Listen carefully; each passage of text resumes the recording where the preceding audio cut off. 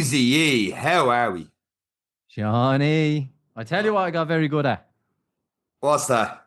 Carb loading. Oh man, I've mastered it. Years, years in the making. But I tell you what's not good.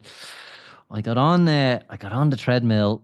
Those who train late, well, actually, probably anyone bar us doesn't really train late for events. But got on the treadmill. I had a great week of training. It was the first week here where the heat and all, yeah, still a factor. But I found that gear. I found the Right. gear that's been missing for a while, and I was loving the hardship. I was like, I had a 40-minute run to do, and I was like, should we go for an hour? I was Mm. feeling good.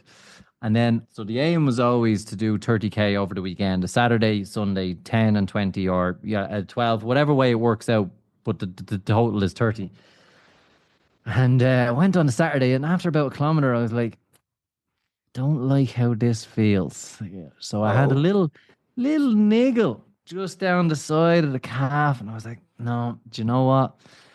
It's time to leave this. So I went into the strength. I just call it warm up for leg day. I was like,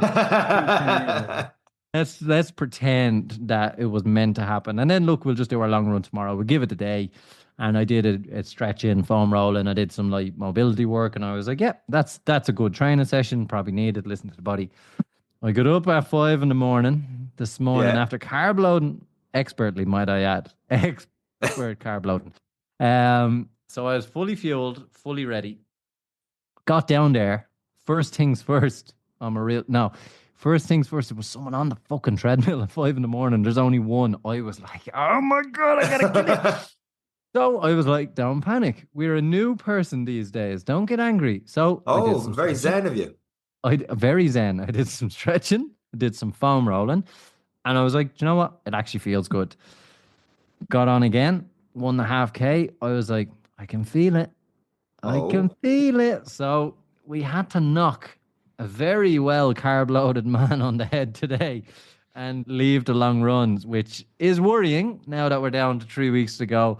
But I think it's just one of those things where we were training, working hard, but even balancing in. My last workout was a cycle, and there was no feeling of pain before that. So I think probably just 2 days off. And normally, if we hadn't done this many times before, normally it'd be like, oh no, 2 days missed. When in actual fact, I'll probably feel strong tomorrow if I go for a 5K and Mm. just ease back in. And the rest is probably going to do me really well. My fitness won't necessarily, well, it doesn't exist to begin with, but it won't necessarily drop because I missed two runs or whatever. If anything, I'm just well fueled, well rested to take on another week and kick on. So it's a little bit worrying, but not too worrying. But tomorrow is another day. But if you go back and the reason I say it is when you look at where we start on our running journeys, this would have been my world over. But Right. now it's like it's all right. Little niggle. I'm doing that classic meme. I'm like, sure, we'll just run to see if I'm still sore. But I've no doubt so many people have felt this. But it's crazy because I was like, is this shin splints? Is this whatever? And to touch, like I can put as much pressure as I want where it's sore. And there's no pain, there's no this, there's nothing in the shins. I'm like, I don't know, maybe it's all in my head. Once you But start running. it's just something there, yeah. But I think 2 days rest now with a lot of stretching, a lot of foam rolling, and it'll be another stretch and a foam roll again today, and a lot of good mobility stuff and single leg stuff. Not putting too much strain on, but just making sure everything mechanically, and it's fine when I'm moving around, not a bother. So we'll see, and it could be just the treadmill, it could be just everything. So we might even just try do a little run outside or something tomorrow, just to change it up and see what happens. You are going to get absolute minus sympathy off anyone doing Barcelona because we went through a stretch over here in Ireland with like 10 days straight in no sun. And then a lot of people went for their long run either on Friday or Sunday. And I happened to go Sunday morning. Absolutely miserable out there. Rain, wind, the works. It was so bad that I did the same route last Sunday. 20K with a couple of people, grand, not a bother. I was like, you know what? I'm feeling good. It's gonna be a horrible Sunday morning. I'll meet you down there. I'm gonna get an extra 8, 9K before meeting you, doing the same loop again. Man, I was going 6+ minute kilometer pace along the canal, getting hit by headwinds and everything. And then like I had to walk after 28K and they just like they were staying with me for a long time. And then near the end, I was like, guys, it's your run too. push on. Leave me behind, I'll be all right. And on they went to finish a good, like, I'd say 4 or 5 minutes ahead of me. And I had to walk for a bit and back in, struggle. But 29K in, the wind, the rain, it's miserable training for spring marathons in Dublin, but in Ireland. But we'll get there. We'll get there. And fair play for everyone getting the long runs and stuff in this weekend with 3 weeks to go. So you're not getting any Yeah. sympathy, y'all. No, and look, it's but for me, it's reap what you sow, and also it is what it is. And I suppose that's what this podcast is the honesty we bring to it. It's Yeah. the mistakes we make, and I suppose we've been here before, and it's understanding. And a lot of people will always try and make up a training session, and for me, I've learned that okay, the weekend became a recovery weekend of a lot of zen and a lot of burgers and pizza. No, it wasn't that bad. I'm actually still on a good kind of diet. No, it was what it was, and I suppose when you look at running journeys, that's what this podcast is all about: is people's journeys, and everyone makes mistakes on the journey, and we've definitely made more than our fair share. And I suppose it's no better way to introduce another guest who has started a running journey that is amazing and has brought so many people along with them. Absolutely. Like I would have got my long run in without having people to run with. And this next person has got a lot of people run with them, setting up probably one of the biggest running communities in Dublin, if not the country here. You all have seen the orange t-shirts if you've done any events around Ireland. So this is a very interesting listen on marathon running, Ironmans, just the running community in general, and a really enjoyable episode. With that said, it's this week's episode of the Any Given Run Day podcast. Let's go.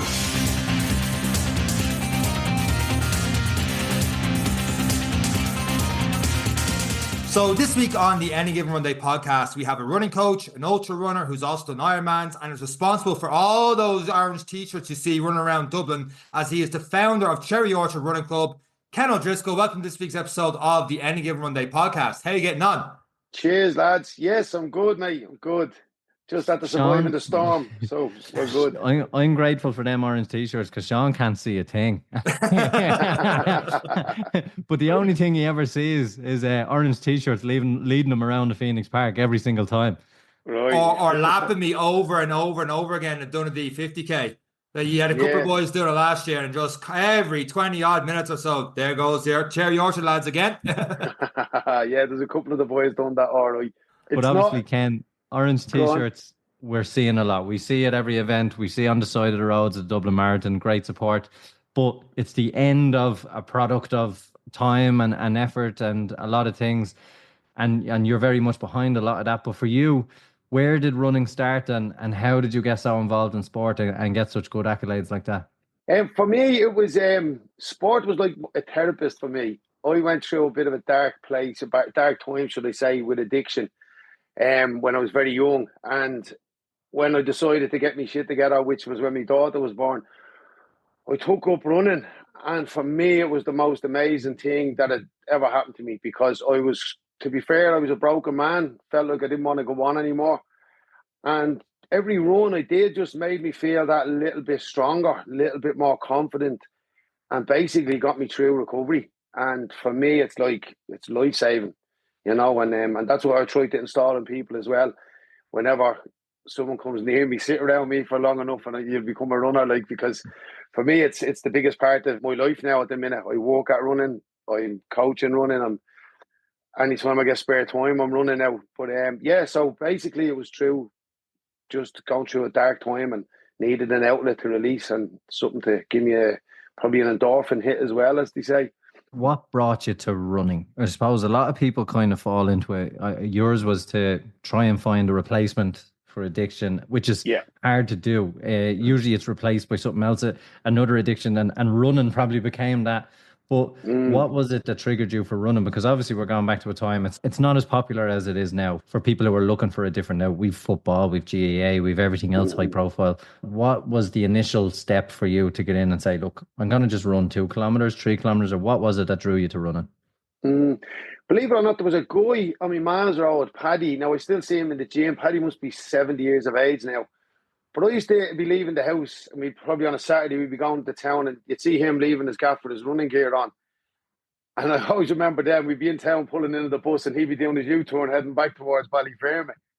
So he was a big inspiration to me. Like, and I always remember thinking as a kid, looking at Paddy going, fucking hell, he's at the jogging from Ballyfermot into the city centre and back. And that used to just blow my mind.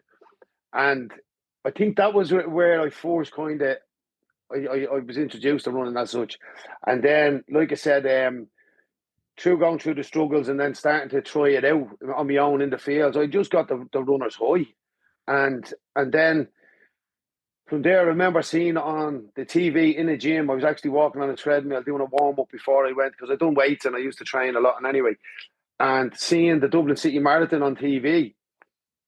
And I'm looking at them all going, fucking, I'm looking at the clock and it's saying 3 hours 50, 4 hours, so-and-so, whatever. And I'm thinking, how the fuck can someone run for 4 hours without stopping? Like, I could barely do the 15 minutes on the treadmill at the time. And so, yeah, it was like an accumulation of a few different things, that came together.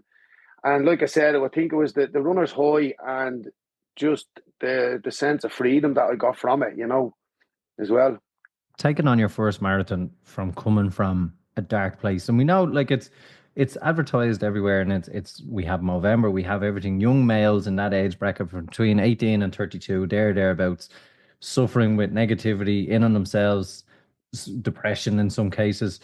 For you, coming from addiction into sport, into running, what was training for that first marathon like? What was the feeling of, because I know myself, when I get through 7K, the silence settles in, the brain telling me to stop, and then I'm able to solve some problems until about 18K, and then I just want to go home. But there is that element of therapy, as you said. For me, I find it in particular. But what was your journey like from that 15 minutes up to that first marathon? Yeah, see, at the time, I was living on my own as well. I was living in my mom's house, and for me, it was like it was a hobby, obviously. But the challenge, I think, of wanting to put my body just to see if it was possible for me, you know what I mean? Because obviously it was possible. Everyone on the TV was doing it, but for me, it was a personal challenge, from being so like unfit where I was at, and then just the journey for it was I loved it. I loved the struggle, and sometimes, like, I know people say it's like the therapy side of it, but it's getting through the struggle of it, I suppose. And then every time I hit that milestone of like 15K, oh shit, man, I'm nearly a half marathon here. Then hitting that half marathon and boy, let's go. And so for me, it was just like I just loved the challenge of it, going out on the morning, feeling like shit probably starting off, but then getting into me flow. And for me, it was like it was high. Once I hit 7 to 10K, I started getting that runner's high and got into a flow. And it was just, yeah, I loved the struggle of it. I loved it. That was your first marathon back in 2008? 2008, yeah. Once you cross that finish line, what was the thought process? I need to do another one. I need to go more. I need to go faster. How did you feel when you got through it? It's a mad one, because this is where, like, a lot of people ask me, how did I come up with the club and how did they start and everything else? And like, I always remember I done it on my own. Not many people in my area were running at the time, and I always remember my family were in town, and it was that like the hairs in the back of my neck standing, knowing that I was nearly at the finish. And then I never forget, I turned the corner onto the blue carpet, and I used to go a different route, obviously, back then. But I remember turning onto that blue carpet, and I got very emotional now, because like I used to look up to my dad for a lot of guidance. My dad passed away when I was young. And I remember running saying, thank you, Father, for getting me through this. And then secondly, the next thought was like, why aren't more people in Ballyfermot and Cherry Orchard doing this? Like, if it gets me from where I was at to running a marathon, to feeling the way I felt, was phenomenal for me. Like, and it was the best high I'd ever had in my life. And that's exactly what I thought. Was looking up to the sky, thanking my dad, saying, why? And then the thought was, why are not more people running? And that's where I just got that fire for the Cherry Orchard Running Club and bringing it to people in my area. It was definitely the first marathon when I crossed that line. But after it, I don't know, I can't remember if we booked another one fairly soon after. I know I done loads. Like, I think I did do it for about 10 years straight then, Dublin after it. And because Dublin was kind of my favourite, I didn't venture out to many Europeans there for a few years after that.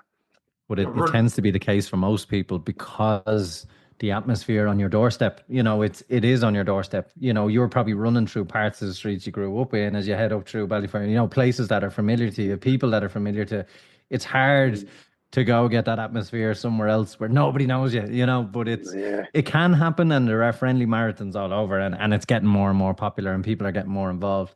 But I suppose at yeah. that time, I suppose now with the lottery system, it's even harder to walk It's away from harder to get Dublin. in. Yeah, Yeah, yeah, yeah. I just loved it. I actually, I've travelled around the world doing marathons, like, and really Dublin stands out as like, especially for the support and the crowd. And yeah, it was the one of the ones that got me. Before setting up Cherry Orchard, back in 2008, I don't know if I was still playing football. Eric, you're definitely still playing football. Like, I don't know what the running scene or running community and stuff were like back there, but in my mind, if I think back to it, it was, if you joined a running club, I would have confused it with an athletics club, as in like you're going to be a mad sprinter, or you must be running and nothing else. You must be elite. You must like live it, and that you're really, really good at it. Whereas now there's running clubs popping up everywhere, and that's a good thing, by the way. Back in 2008, when you did that, I know it took another 5 years before Cherry Orchard Running Club got set up. Was it like that back then? And was it something you could go, I could get people just to build towards a 5K in a running club, or have I got this all wrong? Yeah, no, I don't think it was. It wasn't as popular. Definitely not as popular, I don't think. And wasn't. Yeah, it was kind of low, like, especially from where I'm from. I never knew of any running clubs, especially from deprived areas and from where we were from and stuff. So for me, it was just like, for me, it was about the challenge of hitting these distances and getting out and doing it. But I definitely don't think hadn't got that. Obviously, it's phenomenal now, the numbers, but I don't think I had that attraction to it as it did. You know, like back then, I don't think, just people probably just didn't like that. The struggles of running, like, it's, you know, it's one of those sports. You either love it or hate it.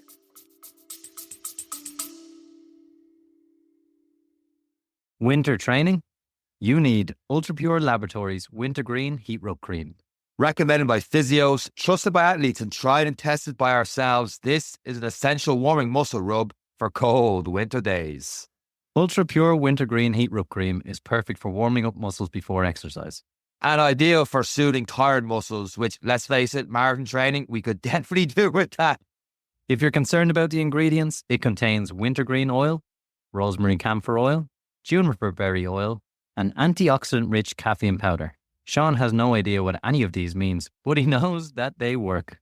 It keeps me warm too. Apply UltraPure Laboratories Wintergreen Heat Rub Cream liberally on problem areas such as the legs, arms, back, neck, and shoulders, and massage as well. But rinse hands well with cool water after use. I have made that mistake. It is not fun. Guaranteed Irish and made in County Mayo, UltraPure Wintergreen Heat Rub Cream is available in pharmacies and health stores nationwide. Shop the UltraPure Muscle Recovery range in-store or online and find out more at ultrapurelabs.ie. By listening to this advert, you are supporting Irish podcasts and Irish businesses. Let's get back to the podcast.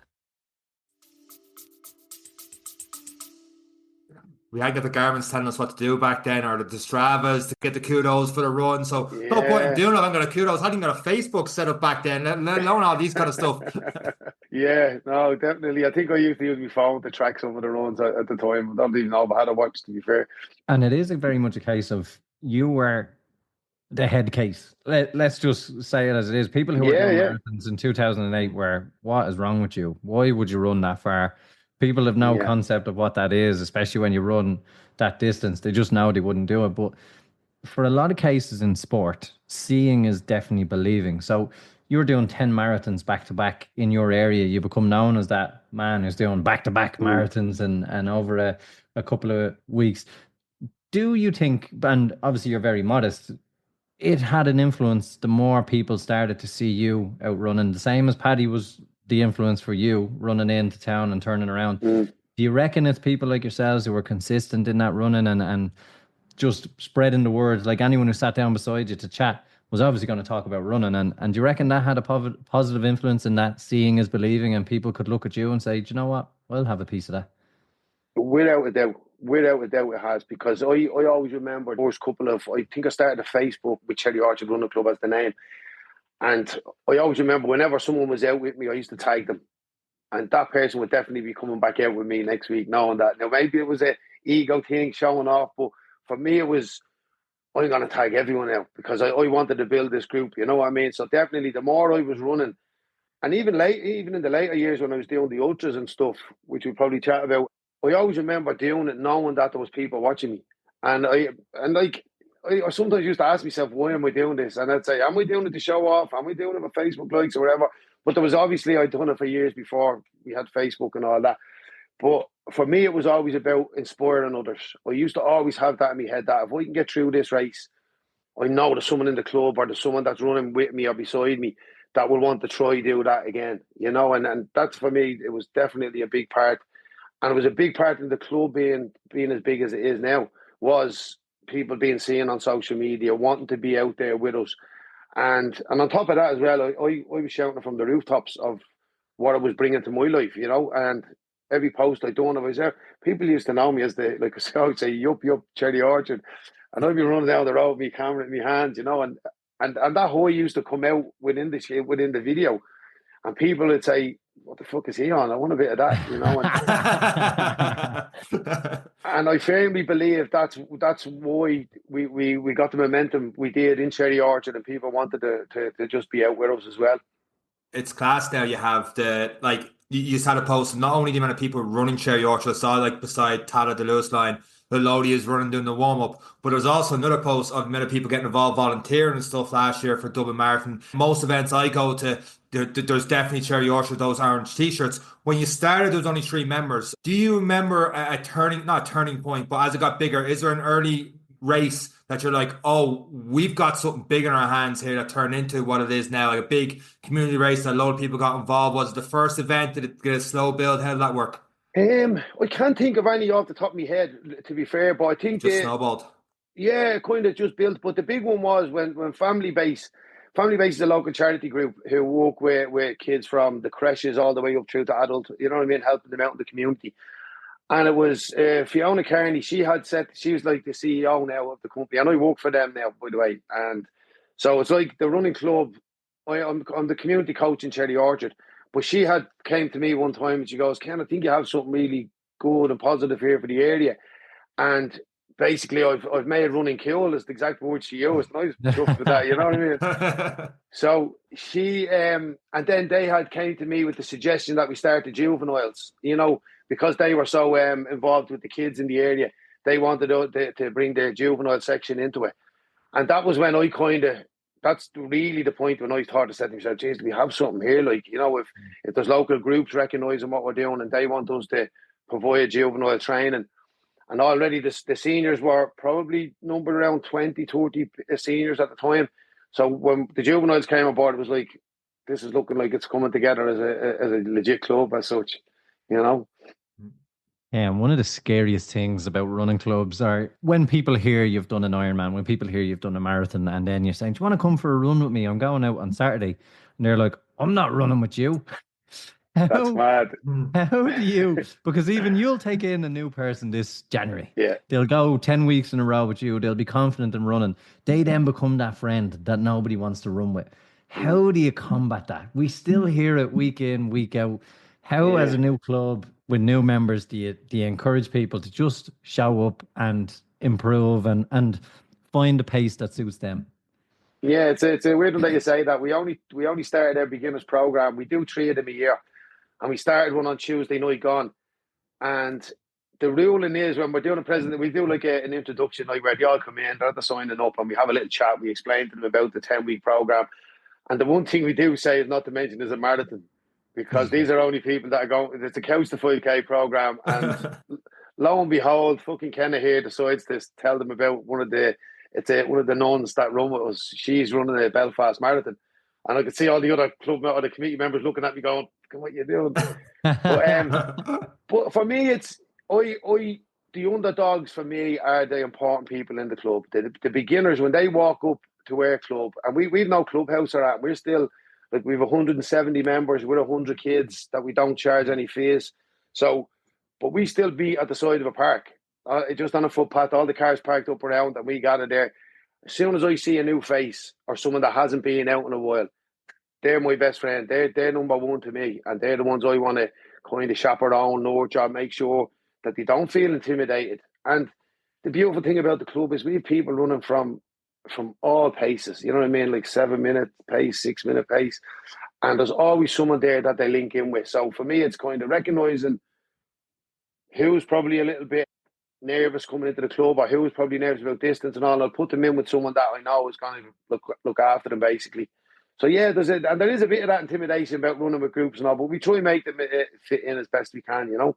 It's one of them things when joining a group, the scariest part is the first night, and you'll be a little bit quiet. The less scarier night is the second night, but come the third night, you end up meeting people with similar interests. You end up meeting people like-minded, probably out for the same reasons you're out. And with running clubs, I think that's why there is such a growth in running, or maybe you've seen it over the years. People are beginning to find their own level with sport and running in particular, because it's for the most part accessible to everyone, and making great friends like you have, and a big network of people running all over Ireland. Mm. Yeah, I say it to even the groups when I have them out as beginners. I'm going to say, look around you. There's 30 or 40 people here. We're all starting on the journey from couch to 5K. And I can guarantee you there's going to be groups of friends here who will be friends for life. You know, and it has happened in our club. Like, there's groups of people from different parts of Dublin, and they're the best friends now. They're going on holidays together. You know, so there's definitely a lot to be said around the social aspect of running. Not only is it good for your body and your mind, you know, like, you can make friends through it, like, and friends for life, like I said. And I love that, because for me, it's a beautiful thing when you see a few people standing there all nervous at the start of a program, 4 or 5 weeks in, they're chatting to somebody, and then a year later they're running the Dublin City Marathon, going on holidays with their families together, and that's the power in it, you know. And that's when a club becomes community and tied in. And I suppose it runs itself. You're obviously very much still involved, but if you walked away tomorrow, the community still has each other, and that's when they look after each other, for want of a better word. You don't have to keep checking in; they're checking in on each other, and it's great when you get that buy-in from a group of people, and especially in an area, it's fantastic. Yeah, like our committee and volunteers are amazing. Like, I thought, if I start naming them all, like, but the group that we have, like the Nicola, Clive, there's Lynn. I'm gonna forget someone eventually. You're gonna Mary, forget them, and then they're gonna leave the club. Sarah, they're Leave gonna it be out. killing me. Graham, who else am I forgetting? Nicola, Siobhan. Like, there's so many. There's 2 Siobhans, by the way. But that group, our committee group, they keep me in check. They're like I'm there on the ground all the time to different groups, but there's nothing to be done there on the phone to me. Ken, did you make sure you do this? Are you checked in there? Have you got this? So without them, we wouldn't have Cherry Orchard Running Club, and and the community as well. They're very supportive of us as well within the community. So the Dublin City Council, they'd help us out with the halls. If there's any events on, the guards help us. So, like, for us, and Cherry Orchard's not getting a bad rap a lot of the time, you know, through the years. And for us, when we have a race day on, that sense of community and that coming together of the guards, probably lads who used to be getting into trouble, the runners, the volunteers. It's such a great event, and we have our annual race every year. That's one of the highlights of the year as well. That's class. The one thing about you guys is obviously community and stuff there, and obviously for you guys, you're going to get great support in Cherry Orchard. Dublin Marathons on your doorstep. But one of the things we've heard, we heard it last year with Sean Me in the podcast, and I've heard off the podcast as well, is that a lot of you go down to Kerry for the Kerry Way Ultra. How did that get started? Have you ran it yourself? And how did that get going that a lot of you go down and like, you clearly ran it. Hey, so tell everyone what's going on there. Oh, that's, I don't know if it was a good thing or a bad thing, to be fair. I decided to sign up. I got into ultra running. Once I got the marathons behind me, I started doing a few. The friend of mine, Noel Ward, he's an ultra runner as well. He introduced me to it. And I started doing a couple of 50Ks with him. Then we ended up doing a couple of hundreds. But my first ever official race was the Kerry Way Ultra, 200K. So that, like, it was an experience to say the least. But do you know what? I was at the going through the training, and it happened during the lockdown. So we got a good bit of training done. Then we were told it was cancelled because of COVID. And then I think we're 6 weeks before the date, they decided to open it back up and say, "Oh yeah, we're back on track." And I was just had to just stop training. Oh, wow. So, like, it was like a plain shock to the system. And I thought, right, what'll I do here? Will I go with it? They said you can revert, you can put it back for a year if you wanted.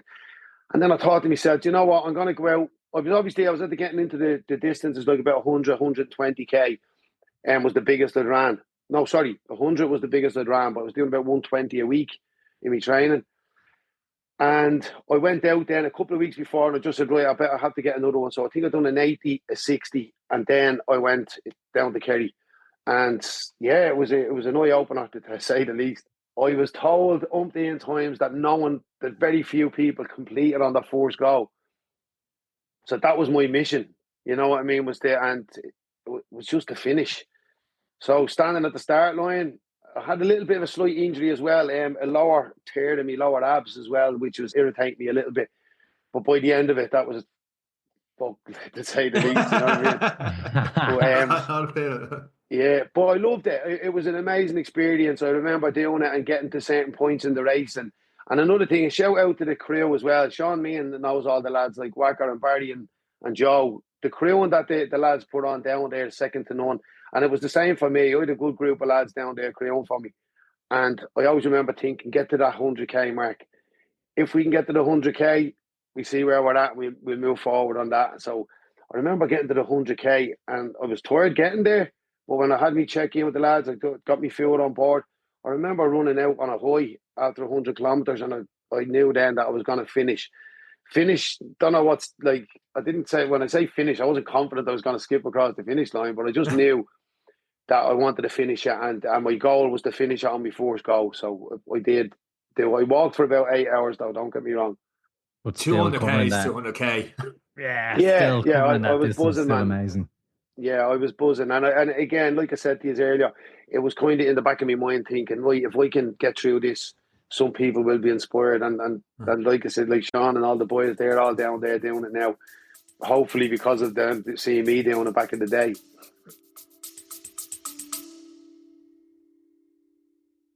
Looking to recover faster, train harder, and perform better? And then what? Perform Nutrition is one of Ireland's leading sports nutrition brands with a number of great tasting protein powders, a range of vitamins, as well as other supplements such as creatine. All products are made in the GMP facility in the west of Ireland, and they have a range of batch tested and informed sports certified products. Perform is trusted by a number of Olympians, Hyrox champions such as Sean Noble, he was in the podcast. Yeah, right, he was. Also CrossFit Games athletes such as Emma McQuaid and many more. Perform's goal is to offer the highest quality, best tasting nutrition products for competitive prices, and now you can get an extra 25% off all products with the code AGR on their website, performnutrition.com. 25%! I'm typing it in now. And don't forget, we are supporting Irish companies. You are supporting this podcast by listening to this advert. So support Irish, get behind your podcast and get behind your local businesses. And until then, let's get back to the podcast. Were you shitting it at the start line? Did it scare you enough to go, this is big? You know, because a lot of the times people, we've interviewed people, they never, like, they just show up and they're like, I'm just out for the day. But like, I've stood at the Ironman was one for me that I was like, this could go anyway today. This is a long day. Did that race scare you a little bit enough to be like, did you get more out of the runner's high from finishing that than you did out of a marathon? Or what way does that tee up for all the great things you've done, or where does it rank? Yeah, I would have been nervous, but for me it's like, look, I don't mind failing is part of life. And for me it's about, I always remember hearing that saying, like, it's best to aim high and miss than to aim low and hit, you know what I mean? So for me it was like, I set the bar high and I just said, you know what, I've done 100K, let's try get to the 100K mark. I didn't want to put too much emphasis on the finish line when I was at the start line, if that makes sense.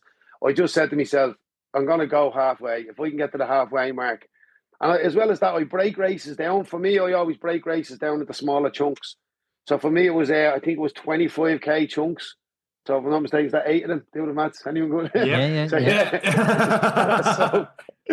I had it broke down into eight sections. And for me, it was like 25K. Get me stuff, and then and always in my mind was get to the halfway mark. When I got there, then I broke down. But no, I wouldn't say I was scared of it, but I knew it was big, and I knew if we get through this, that the knock-on effect it'd have for inspiring people in the club, and since then, like, those girls in the club started ultra running. There was people popping up from everywhere in the club. Oh, we want to try it. So yeah, a lot of it was just get out and get it done, and the sense of achievement, the finish would be an amazing achievement, and I did it, thank God. So Yeah, I think the Ironman probably scared me more than the actual 200k run. I was going to follow up with that when you were in Dunleary, but a couple years before that in 2018 for for That's the right. Ironman. Yeah. Going through that process, was that scary because that was the first, as opposed to that and the Kerryway Ultra, that the Ironman came first, that scared you, or is that just different animal altogether with the water and everything else that comes with it? Because you're a sea swimmer. Yeah. I do a lot of sea swimming. I haven't been doing much distance lately, but I do love it. I will be back in the water soon enough. I think the full Ironman in Cork was the one that scared me most. The one in Dublin, I think there was a great group of lads out of the club. We all came together and there was a good momentum behind it. And the fact that we were up the mountains nearly every Saturday or Sunday, we'd be up on them hills. We knew Dublin wasn't going to be a big issue for us. Dublin was probably one of the best Ironmans as well. It's an awful shame that it was cancelled, you know. I don't know why. I think it was over the residents and the road closures. But no, I think it definitely Cork, the full Ironman, was what scared the hell out of me. And not only did this, like the water, obviously, I'd be a good swimmer, but you know yourself, swimming is kind of one of those sports that you're still scared when you're out in the middle of the ocean, you know what I mean? And you're going along. Them sea monsters will get you, Ken. That's all I think about. So yeah, it was just daunting then the scale of it, I suppose, the full. What year was that, Ken? You did the full? It was because there was a mad heat wave and stuff. Was one of the years. One I don't know. Some of my medals still be hanging around. I done that many events that I lose track of all my dates. You know what I mean? It was about 4 years ago. It was before, obviously, there was a storm that day and the swim got cancelled. Right. Now, 2019-ish, I think, just that's before the COVID. one. Yeah. And then the year, obviously, there was a tragedy. It was in the last year, the year before. But to be fair, when I looked into the fucking water that day, we were all in our wet gear, in the wetsuits and all ready to go. And I looked at the water and I was thinking, the fucking jet skis are having trouble out there. Like, you know what I mean? How are we going to get it? So when they said it was cancelled, everyone else was going, fuck no, I'll go mad. I was sitting there going, fucking delighted the swim's cancelled. So absolutely. We still had to do the cycle and the run, you know, but for me, it was just, look, get this fucking thing done. It consumed my life. Sorry for the language as well, boys. I keep cursing. No, you're good. It has a little asterisk with the podcast, so we're covered. But yeah, we got through it, and for me, it was kind of get this done. I trained so hard, and it was consuming. Like a full Ironman takes, I don't know how many hours a week we were training, but it was like I was just eating, training, sleeping. It's a huge commitment, and that's why when we've triathletes on, and a lot of them will say it's a lifestyle. You commit to a lifestyle, and that's it. The social element is your training, and that's why it's great to be part of clubs, because your social element is in the pool, it's on the swim, it's in the, you know, and that's it. There's no okay, you can go to the weddings and stuff, but usually you're like, I better take a handy because tomorrow I need to get out twice or else I'm falling behind on the plan. It's like the only way I can describe it, it's just like there's never ending pressure until the race day. And you can't escape it because it's coming. It's bizarre. If you don't have like discipline, like 100% discipline, I remember that alarm going off 4 a.m. Oh man, you know, but you knew, like you said there, you knew the event was coming. You knew you had to do the training, and it is part of a lifestyle, definitely, because I know lads who are consumed in it and it's all they do. Where with me, it was kind of loads of other bits going on as well. So when I knew once I got that full one done, I don't think I was going to be signing up for another full one. You know? Yeah, but I've done a good few halves in between, which I love. I love the half distance. It's you can be ready for that all year long, especially as a coach, because I'm training as well as walking. You know, so it's a lot easier for me to be ready for a 70.3.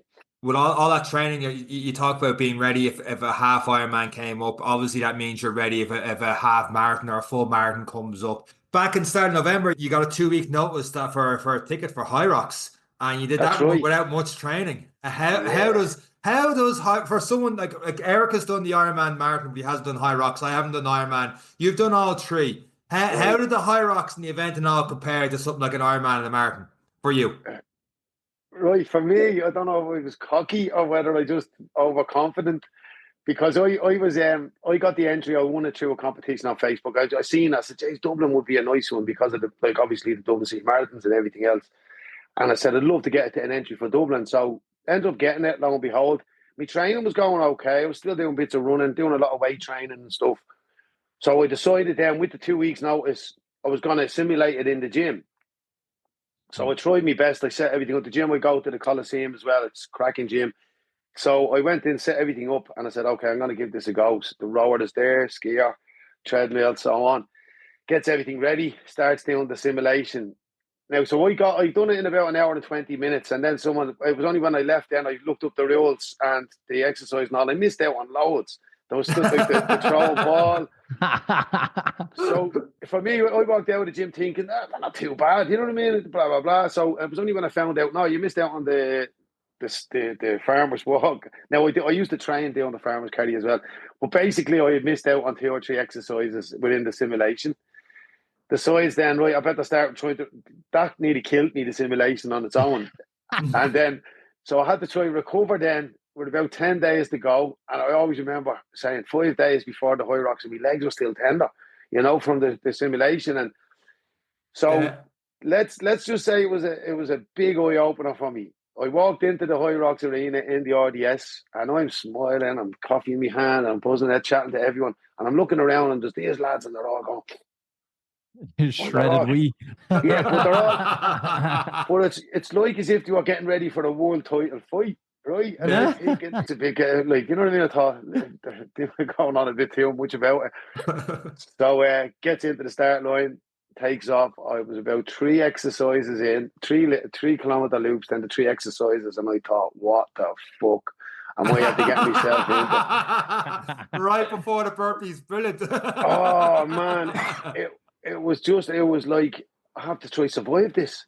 I can't be seen to fail. Like I hate failing. Obviously, it's part of the game, but for me, it was just right. Hold on tight, and I got through it. I ended up doing 2 laps, an extra 2 laps and all, because I was that fatigued. I wasn't even able to look at the clock. Got through it. I think it was an hour and 35 or 36, something like that, which was okay for a first timer. Absolutely. By God, I've so much respect for the lads now that do it, because that was an eye opener for me. For someone who thought, I obviously underestimated the endurance behind it, but it's savage event. Loved every minute of it. But yeah, it was an eye opener. Was there an understanding then when you see them all going for the hour and their t-shirts off and they look like something Michelangelo's after sculpting? Does it all make sense in the combination between endurance and strength? Without a doubt. That's it. CrossFitters, military, like Navy SEALs, they were, boy. They're like they're a different gravy, and that, like I said, I underestimated it big time. And I will do another one. I was hoping, I think there was talk of me and Pete Taylor doing a doubles in, I'm not sure, I think it's Madrid or something like that, but he hasn't come back to me about it. But because the 2 of us are over 50 now, we're thinking of going into the over 50 group. So you never know. I'll do the doubles next time. I'm not going near them singles again. They're too hard. I've heard there's a huge difference between doubles and singles. And doubles, because you're sharing that pain with someone, obviously sharing the exercises, it seems to be a lot more enjoyable than doing a singles event. But sounds like you're a little bit hooked there, Ken. Yeah, no, definitely. It's at the give me an appetite for them, all right. But definitely, like I'd love to put in a 6-month block of training before I do. If we did the singles again, they'd definitely be focused on that. It'd be similar to the Ironman and stuff. You got to, you know what I mean, map out a few months training. So that's what I would like to do if I was doing another one. Do you find that hard to try and map everything in? Like Ironman's come up, the Dublin has a half marathon coming up now in March in the city, and it's getting very popular. Just all these different races are coming up and different Ironmans. Hyrox is coming in. There's different events coming over. Picking and choosing, I'd say, it's pretty hard for someone like yourself who seems to be very competitive and jumping in and giving everything a go. Yeah, no, it can be. It can be. I kind of wait for we do planning in January for the club, so I wait to see what way the club's plan is and what races, if we're doing, because we're going to Belfast this year and we're going to Ibiza as well. So I kind of have a little look at the yearly plan, see what way, where there's gaps in it, and then I'll book something. But I've been injured for a while now as well. I'm having a little few issues. I don't know if it's old age or what the crack is, but I had to pull out of Alcudia last year, the 70.3. It was like a nerve damage in my back, but a shot nerve, it came down my leg, which I lost a lot of power in my leg for weeks. So I haven't really booked much this year. Like the half marathon, obviously, in Ibiza, we have I think it's 12 kilometres, the half marathon in Dublin. A couple of other little things I've booked. I'm staying fit and strong, but since I'm trying to push my body lately, and I think it's definitely down to just my age, and pushing my body for so many years, it's starting to take its toll a little bit. So I just have to readjust what way I train. So I'm doing more weight training, yoga. I'm at to introducing twice a week, a lot more hill walking and stuff. So I'm kind of just wanting to strengthen the body before I decide to commit to another Ironman, right as we speak today. That's where I'm at. Only because you mentioned it there, I saw in your post this week, a big birthday just passed. Since you mentioned it earlier in the podcast, what category you're now for Hyrox, I don't feel bad for mentioning a big day just went past. So happy birthday on that one. Cheers, my man. Cheers. And it's funny because we were off for the Christmas. My birthday was on the 7th of January. The club was off for the Christmas. So then they missed giving me a cake and all. So they only gave me one the other night. And now, and then we have a party booked for the 14th for Valentine's night for me 50th. So people are going to think, he's fucking milking this. But look, I'm 50 for the whole year, so you know what I mean. Do they have to bring a card every time, or what's the rules? I hope not, because I'm a ton of them there as it is. So, but anyway. Well, look, Ken, how the journey started for you, and to bring it back kind of full circle in pushing the body, and access to social media, and access to seeing and believing and doing it all. The juvenile end of the community are running. Are you seeing a difference in them, in the shift into sport, into gym? And are you seeing a difference in Cherry Orchard now because of the group, not just your group, but other groups and sports groups in keeping people sports focused and probably away from other habits and probably getting themselves into a bit of trouble? Or have you seen much of a difference, or what way is it looking now?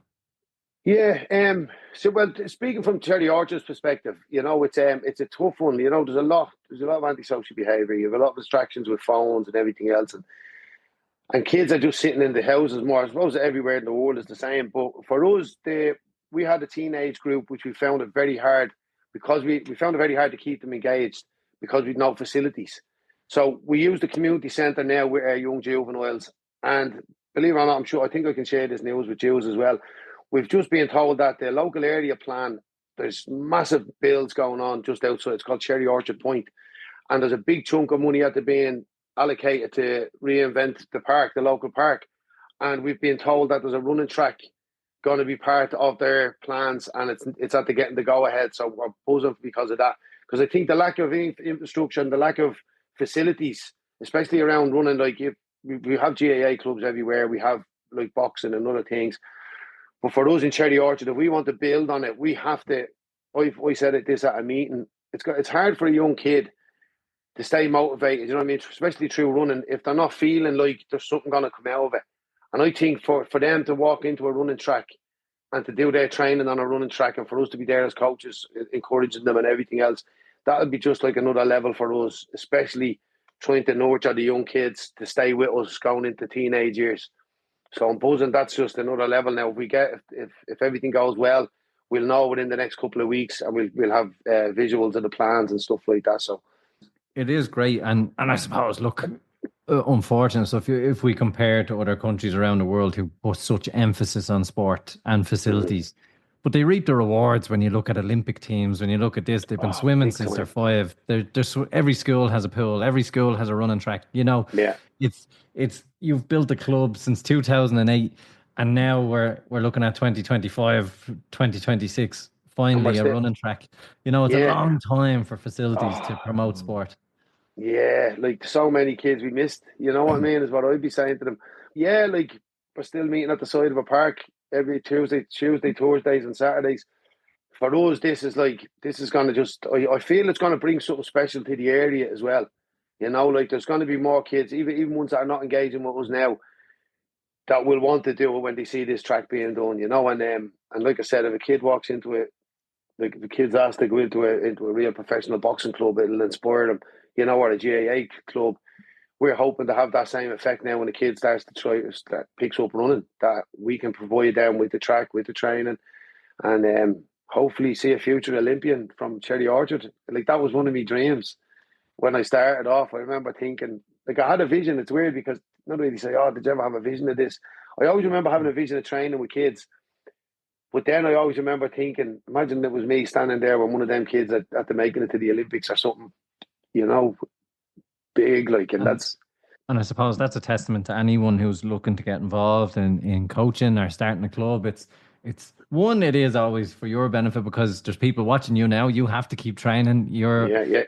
All eyes are on, but also that it's a legacy thing that you can try and make something better for someone else. And that's why I think these run clubs are being so successful. And in fairness, Cherry Orchard, we know from seeing in such numbers on any races, and from your club has stemmed so many clubs. Kind of just copy paste, but still doing so good in their communities, and it works. The formula works. Whatever it is you've done, Yeah. Ken, it's definitely had a massive influence. So looking at that, what immediate plans for the year for yourself? Obviously, trying to figure out a training regime that suits being 50, and Yeah. the club just taking on the marathons, or what's the nearest plans that we can expect from the Cherry Orchard group? Yeah, for the Cherry Orchard Running Club, well, we have Sister Liz. She's the local nun. She's running her first marathon in Belfast.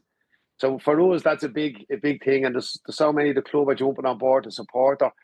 I beat it is going to be another big one, for us as well. Like, we've got so much happening. I'm trying to think about for us, the big one is going to be seeing these plans for the running track. And that's kind of bit where we're all a bit like, apprehensive about that, like, because it can fall apart fairly quickly. There's a lot of talk about these plans and these developers and the money here and the money there. But until the shovel is actually getting stuck in the muck, you know what I mean? But so yeah, look, if anything to look forward to this year, obviously the club is growing every year and we love what we do as well. But for us, the running track and just a little bit of what's the word I'm looking for? Something just sort of peace of mind for the future, that the club is not going to be like in another 20 years' time, that we're not going to be still standing around the corner, because it's a lot of these things like you need to be giving them what they need to grow, And gives it a home. It gives that sport a home and that platform for the future. So, and who Yeah. knows what that will bring. And in terms of, obviously, you're very involved with the club, coached by Ken. You have the jumper on. Yeah. It's not as nice as an Any Given Run Day t-shirt. We'll have to give you one of them. Yeah, you But must send one over to me then, lads.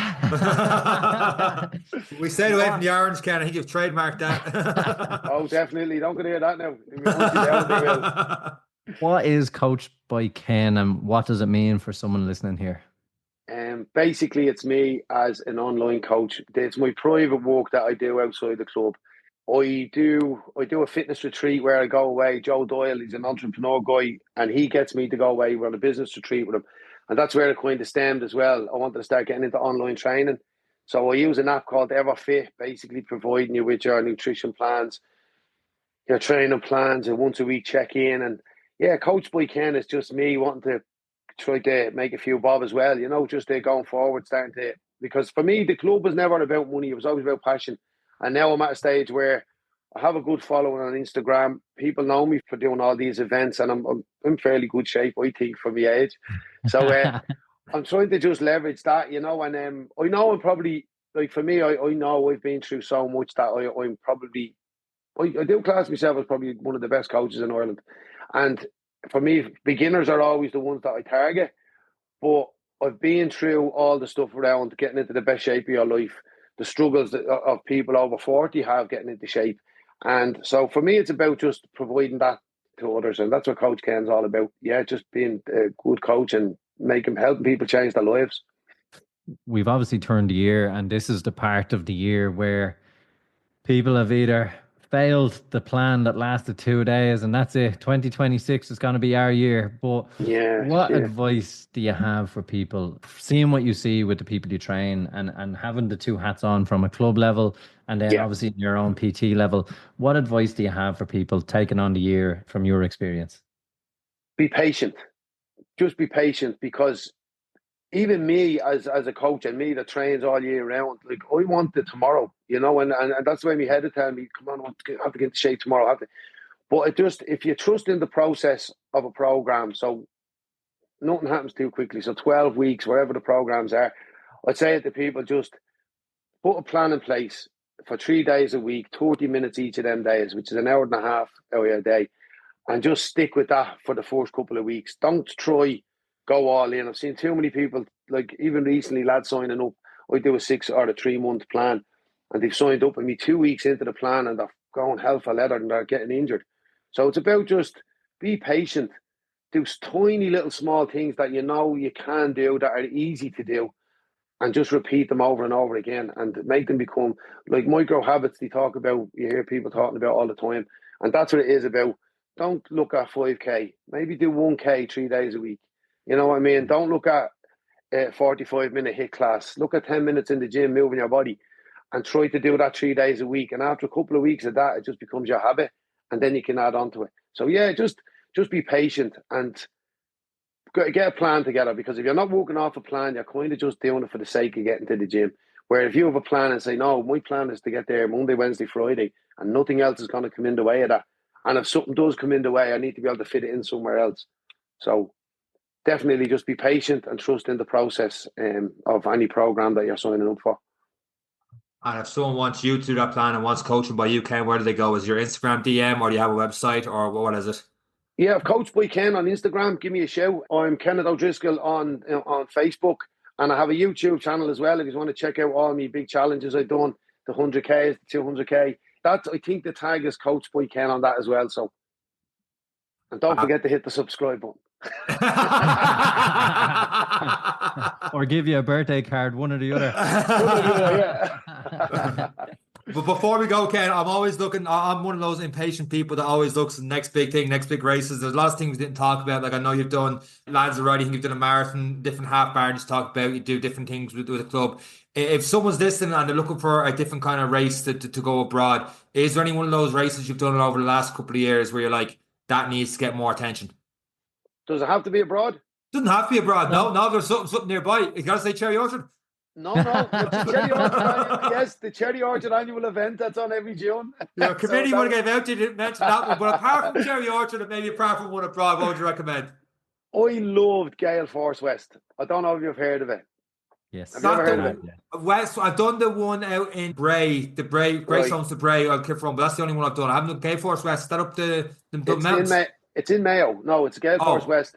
Yeah, Gale Force West. It's in Mayo. I've done it twice, and it's all. I haven't got time to go back because it keeps on clashing with dates that with other events. But it's basically a duathlon. I think it's where you run, kayak, and cycle. But you have to drop your bike and run up to Crowpatrick, the top of that, back down onto your bike again, and then back to the finish in Mayo in Westport. But I just loved that event. I thought it was super, and I'd be so annoyed with, like that I can't get down to it. But look, it was a couple of years ago. I'd done it twice.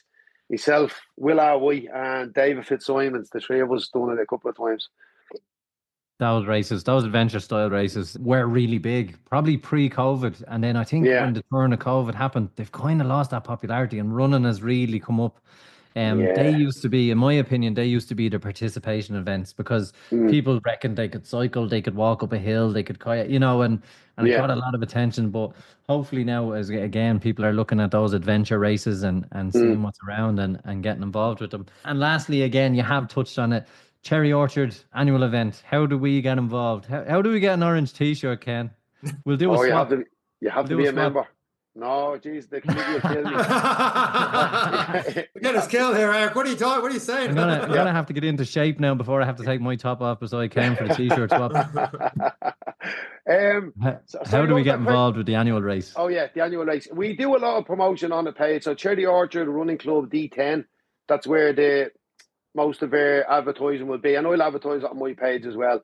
I think they picked the date in June again this year. We try and make that the biggest event we can, and it's a cracker. And we're hoping this year, we haven't talked to the garage yet, but to actually bring it out onto the main street now as well, because it's getting that popular. Everyone sees us around the area training constantly. So for me, it'd be a great one to have it going down the middle of Ballyfermot Main Road, and that's what we're hoping for. But we'll see if the garage will allow us. What distance is this race, Ken? What can people expect? It's a 5 and a 10K. Yeah, so we usually have a 5 and a 10K option, and there's people with buggies, the whole lot going, some people in wheelchairs as well. So yeah, it's a cracker. Absolutely brilliant, Ken. Thank you very much for being on the podcast this week, and that's it for this week's episode of the Any Given Day podcast. Thanks for having me, lads. Cheers, Ken. That's it for myself, Ken, and Eric. Take care. Cheers, guys.